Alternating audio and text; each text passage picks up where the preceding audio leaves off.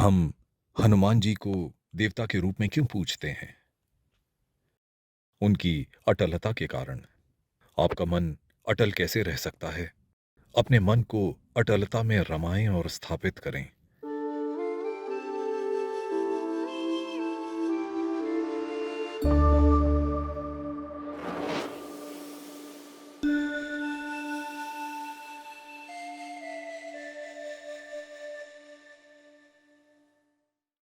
सभी देव प्रतिमाएं किसी एक आदर्श से जुड़ी हुई हैं।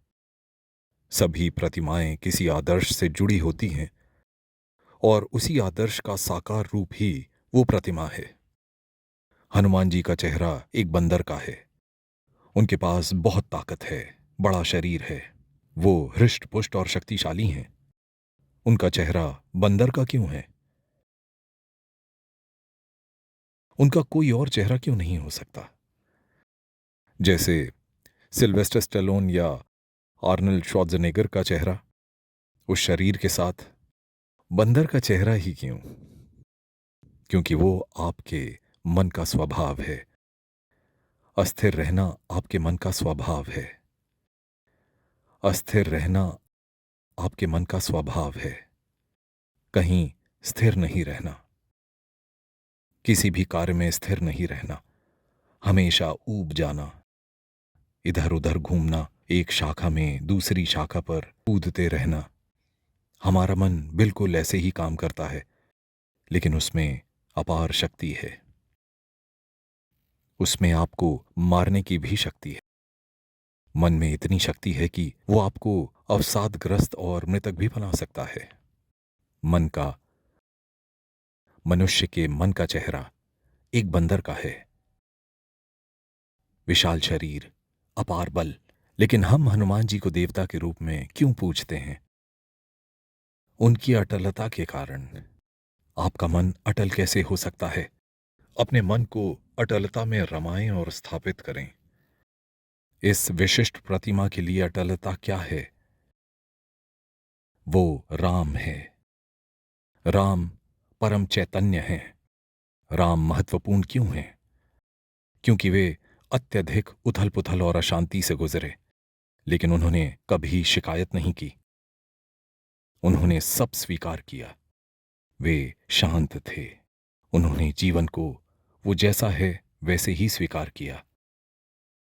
उनकी दृढ़ता, उनकी अटलता, उनका शिकायत ना करना, उनके इन आदर्शों ने हमें उनका बोध करवा दिया और हमें ये समझा दिया कि वे एक अवतार हैं।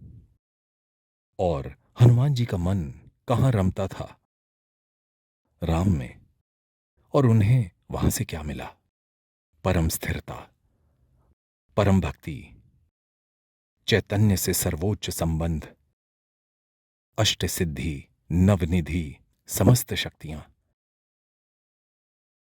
सभी संभव शक्तियां उन्होंने प्राप्त की क्योंकि वे स्थिर थे, निरंतर चेतना से जुड़े हुए थे।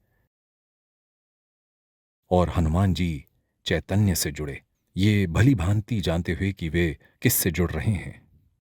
आपको किसी से भी ये भली भांति जानते हुए जुड़ना चाहिए कि आप उनसे क्यों जुड़ रहे हैं। नहीं तो क्या होगा? कोई भी आपको डगमगा सकता है।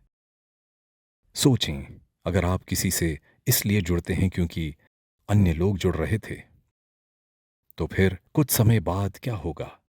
कोई कहेगा, तुम इतने मूर्ख कैसे हो सकते हो? तुम इससे क्यों जुड़ रहे हो? फिर आप बदल जाओगे। कई बार आप निराश हो जाते हो। क्यों? क्योंकि आप किसी ऐसे से जुड़े हुए थे जो आपके अनुसार अच्छा नहीं था। लेकिन मेरा यकीन मानिए, यदि आप गधे से भी ये मान के जुड़ेंगे वो परम चैतन्य है पर्याप्त रूप से निरंतर, तो आपको शक्ति प्राप्त होगी। क्योंकि सभी के भीतर एक ही ऊर्जा है, एक ही चिंगारी है। एक बहुत बड़े विद्वान की एक कहानी है। वो भी परम चैतन्य के आयामों के बारे में बातें करते रहते थे, जैसे हम अभी कर रहे हैं। परम चैतन्य के 33 करोड़ आयामों के विषय में विभिन्न भाषण या प्रवचन के दौरान उनके साथ एक व्यक्ति था, उनका सहायक। वो जहां भी जाता था उनका सामान उठाए उनके साथ जाता, लेकिन वो बिल्कुल अनपढ़ था, तो उसे कोई परेशानी नहीं थी। वो अपने मालिक के झोले को साथ लिए उनके साथ हर जगह जाता और वो अपने मालिक की हर बात मानता। उसके मालिक चेतना के आयामों के बारे में बताया करते। वो व्यक्ति हर बार उनकी इन बातों को सुनता। एक दिन उसने पूछा, ये परम चैतन्य जिसके बारे में आप बात करते हैं वो क्या है? आप अलग अलग मंचों पर जाते हैं, आप बोलते हैं, प्रवचन देते हैं, आप परम चैतन्य के बारे में बात करते हैं, ये क्या चीज़ है? तो उस विद्वान व्यक्ति ने सोचा, ये एक अनपढ़ आदमी है, मैं इसे कैसे बताऊं? इसने तो कोई शिक्षा प्राप्त नहीं की है। जब उसने ये सवाल पूछा तो वहां एक बड़ी भैंस घास चर रही थी। तुम उस भैंस को जानते हो? वो परम चैतन्य है। क्योंकि वो सहायक अनपढ़ था, उसने विश्वास कर लिया। उसे कुछ पता नहीं था। वास्तव में उसके मालिक मजाक कर रहे थे, लेकिन इस व्यक्ति ने उसे गंभीरता से लिया और उसने भैंस को परम चेतना मानते हुए ध्यान करना शुरू कर दिया।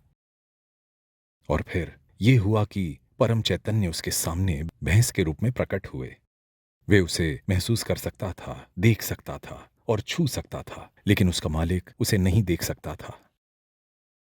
एक दिन उन्हें एक बहुत ही सकड़े रास्ते से एक छोटे से दरवाजे से जाना था, और वो दरवाजा बस उनके जाने भर के लिए पर्याप्त था, क्योंकि उन दिनों लोग दरवाजे ऐसे बनाते थे कि जानवर घुस ना पाएं। मनुष्य घुस सकते थे लेकिन जानवर नहीं। मालिक द्वार के दूसरी ओर चले आए, लेकिन वो आदमी नहीं आ रहा था। वो दरवाजे पर इंतजार कर रहा था। उसके मालिक मुड़े और उन्होंने उससे पूछा, तुम क्यों नहीं आ रहे? उसने कहा, क्योंकि परम चैतन्य मेरे साथ नहीं आ सकता, वो बाहर खड़ा है। मालिक ने कहा, तुम क्या बात कर रहे हो? कहाँ है परम चैतन्य? उसने कहा, मेरे पीछे। क्या आपको दिखाई नहीं दे रहा? मालिक ने कहा, नहीं, मुझे नहीं दिख रहा। उस सहायक ने कहा, मुझे छुओ और देखो। गुरु ने उसे छुआ और देखा, उसके पीछे एक बड़ी भैंस खड़ी है। उसने पूछा, ये तुम्हारे पास कैसे आया? उसने उत्तर दिया, मैं उस पर ध्यान कर रहा था, उससे प्रार्थना कर रहा था और वो आ गया। वो मेरे साथ चलता है। फिर उसके गुरु को समझ आया कि उनके शिष्य ने उनसे अधिक शक्ति प्राप्त कर ली है। उन्हें तो केवल सिद्धांत की समझ थी, लेकिन इस सहायक ने वास्तव में उसे प्राप्त कर लिया था। ये संभव है। क्या आप विश्वास कर सकते हैं? क्या आपको उसमें विश्वास है? प्रश्न ये है, हमें कुछ प्राप्त क्यों नहीं होता? क्योंकि हमें उनमें विश्वास नहीं है। बस इतनी सी बात है। हम जो भी बात करते हैं वो समझना मुश्किल नहीं है। ये सभी ठोस अनुभव करने वाली बातें हैं, लेकिन हमें उनमें विश्वास होना चाहिए।